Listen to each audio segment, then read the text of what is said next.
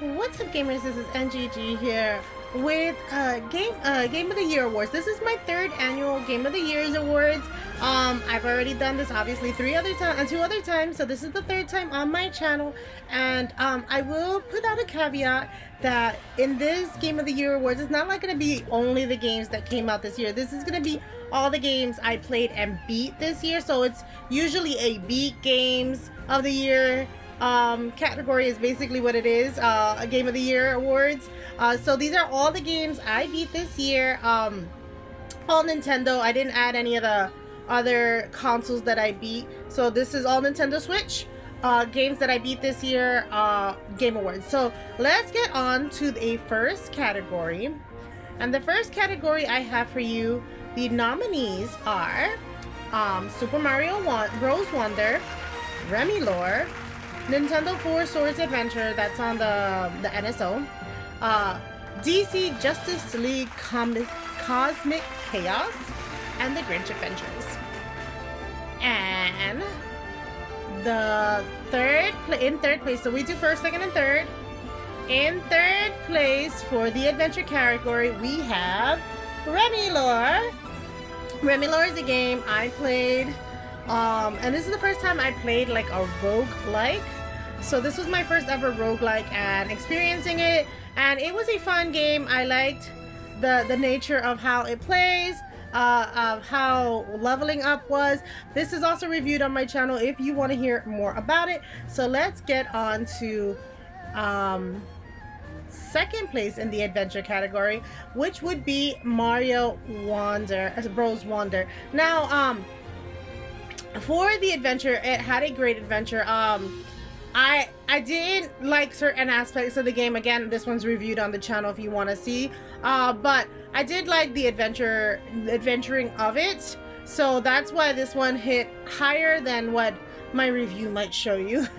And in first place for the adventure category, we have DC Justice League Cosmic Chaos. And I actually really like this game. It's definitely a child's game, but for me, I play all games, whether it be for children or adults. I just love to have a good time in gaming. So this one was super cute. You got to play as Wonder Woman, Batman, and Superman. And for the most part, I would play with Batman and Wonder Woman. I didn't actually like Superman's abilities. I felt like he wasn't as strong as the other two characters, which is saying something because he's supposed to be the strongest of the three, but I digress. But I definitely like the game. Obviously, there's a review on this of my channel because these are my beat games of the year, and I usually beat my games. All right. The next game we have for you is in the family-friendly category.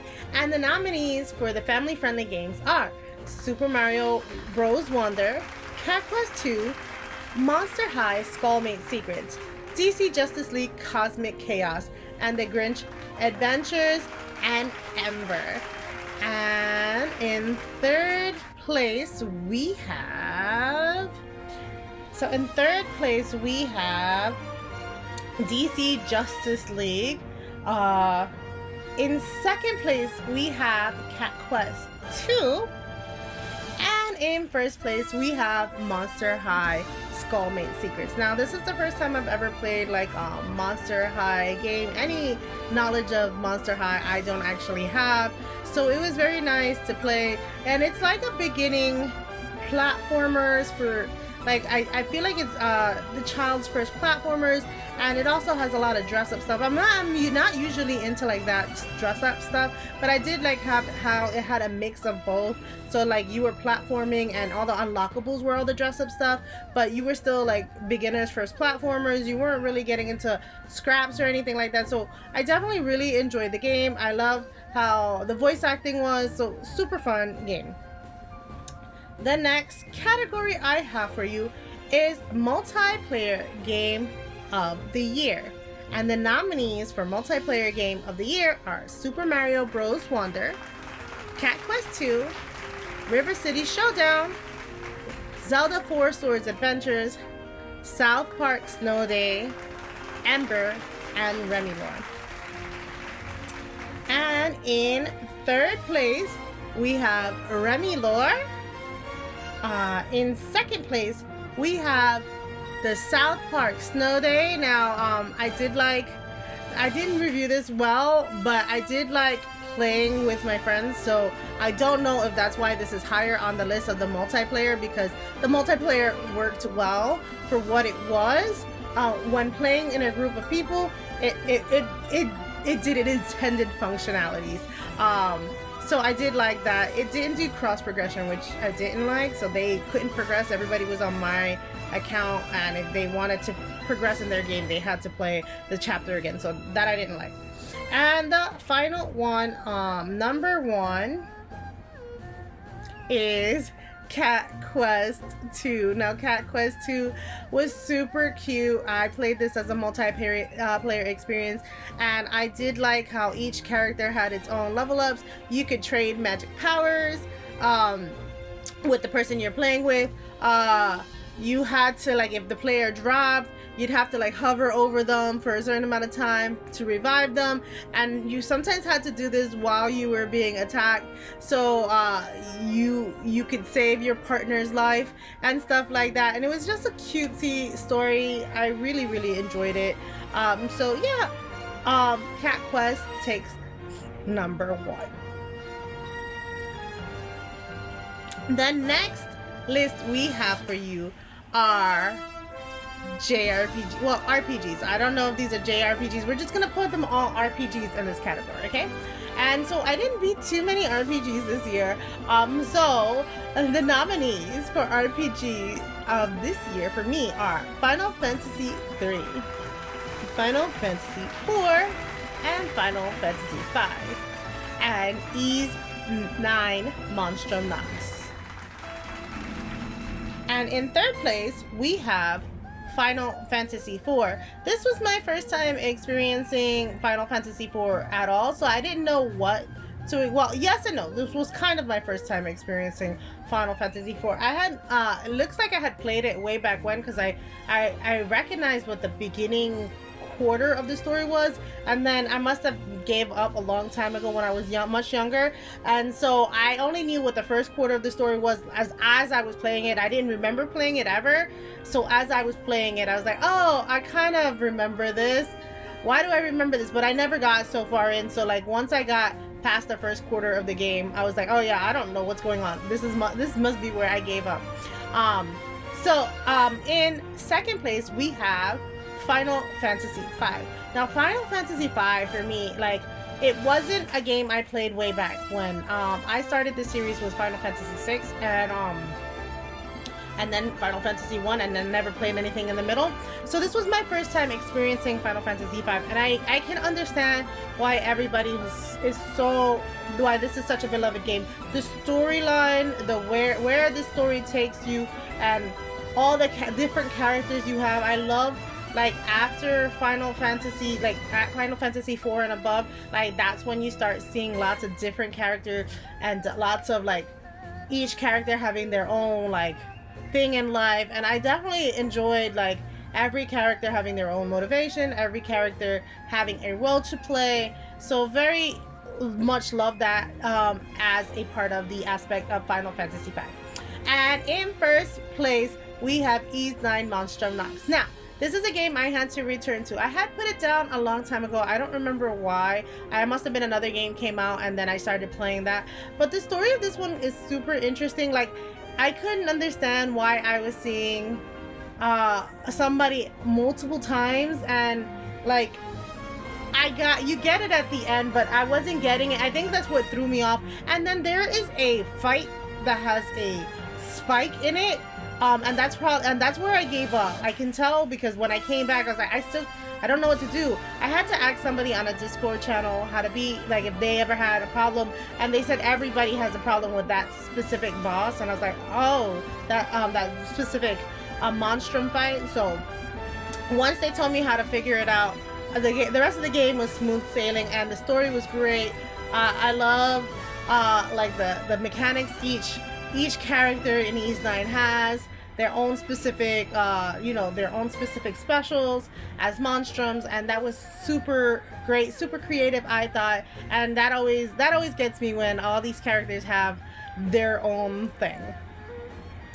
The next category we have for you is visual novels. So, because I only beat 2 visual novels this year, I will only give a second and first place, and I won't tell you who the nominees are because there's only 2. So I will tell you, in second place, my visual novel of the year was NG Spirit Hunter. This is the second book in the Spirit Hunter series.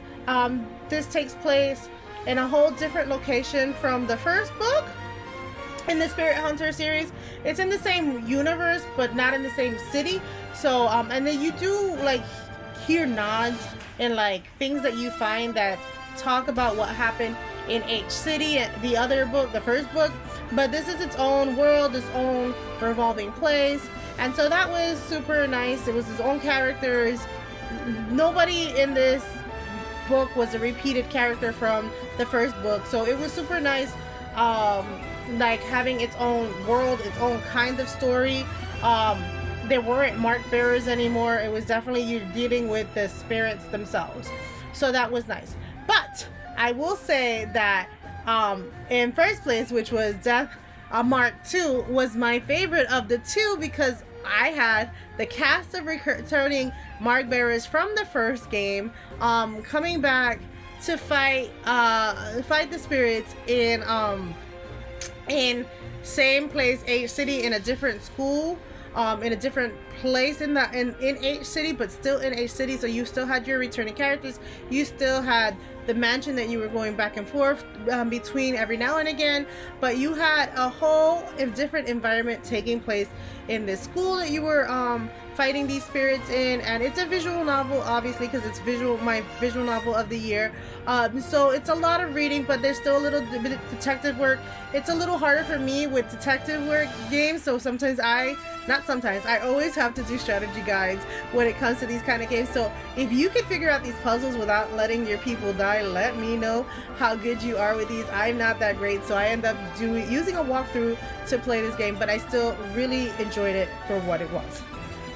The next category I have for you is ongoing games. Now these ones are not technically beat games because I'm still playing and they came out and I'm still enjoying them, and some of them don't have a beat, right? Some of them do, some of them don't, but these are ongoing games of the year.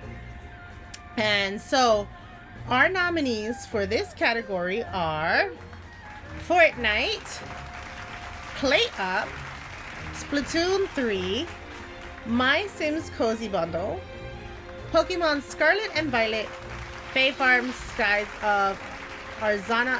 Fae Farm had 2 DLCs, so a lot of these had DLCs that came out. Whether I played the DLC or am I just still playing the game, that's why they're on this list. Is either they had the DLCs and I played the DLCs, so they're ongoing and they're upping the world, or they're still ongoing games that I am currently playing. And so in third place, I have Pokemon Scarlet and Violet.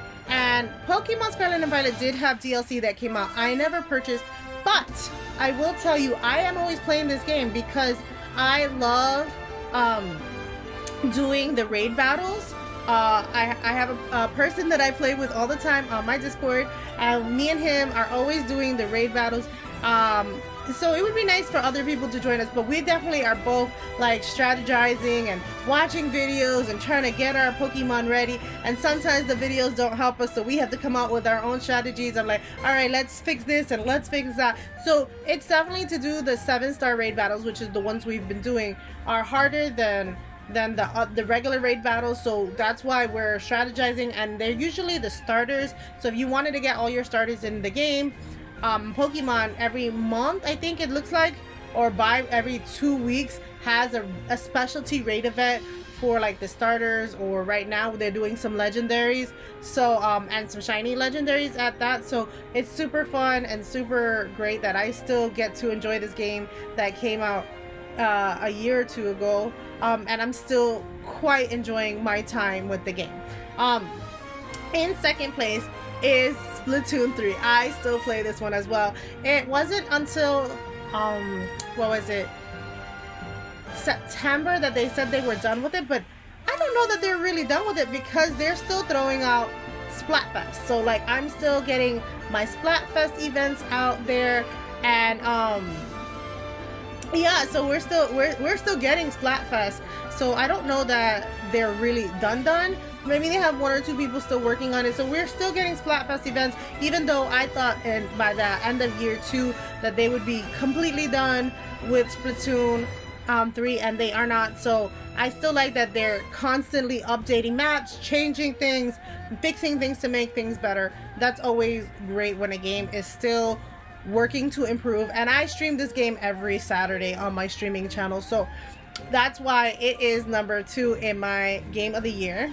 And so that makes it kind of hard for my first place one, because there are 2 games that I'm constantly playing on this list, but one of them I can say is definitely my game of the year, and that is PlateUp. Oh my god, do I love this game. I've yet to review this game because obviously it's an ongoing game, and I love to do beat game reviews, but this is not a beat game, and this is not really a game you can beat. I mean, you can if you franchise it, if you want to call that beat, but this is a roguelike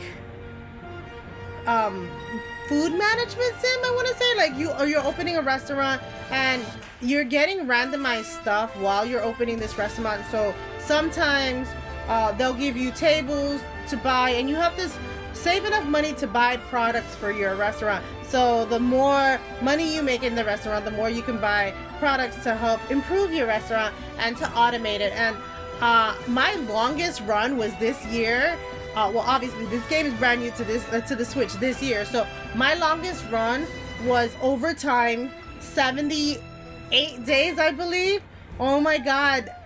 Usually I can only get to overtime maybe day 15, but we had such a good run that we were going to overtime 78. And I know that doesn't mean anything to some of you guys who haven't played, but what that means is, what happens is they keep adding menu items. Your restaurant doesn't get any bigger, so you have to, like, the more food items they add, the more spaces you need to put all the different food items that they're creating for you to make for your customers.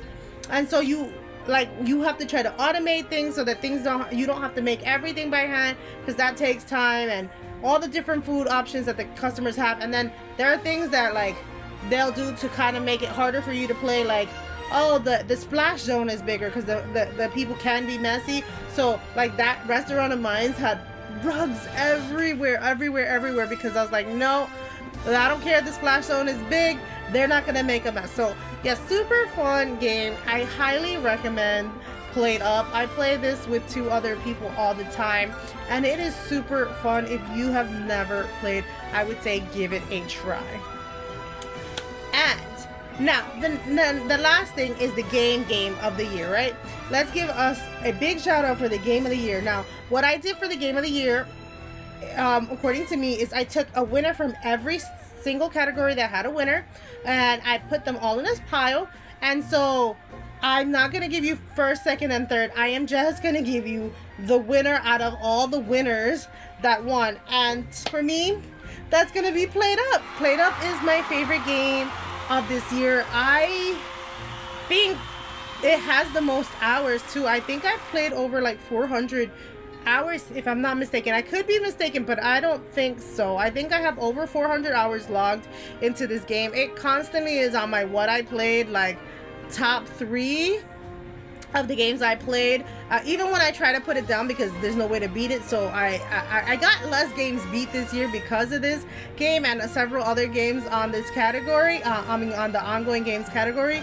But yeah, super fun game. I enjoy this game so much for all the reasons I already told you, and I really think that people should give it a try. I don't think it had enough love out there. So if you haven't played PlateUp, give it a try. And though that concludes this year's 2024's Game of the Year awards. What did you think?